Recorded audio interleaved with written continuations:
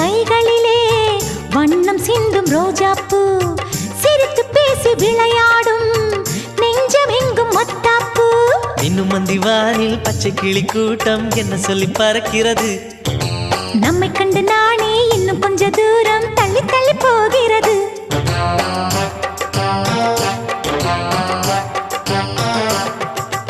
எங்களின் கதை கேட்டு தலையாட்டுது தாமரை பூ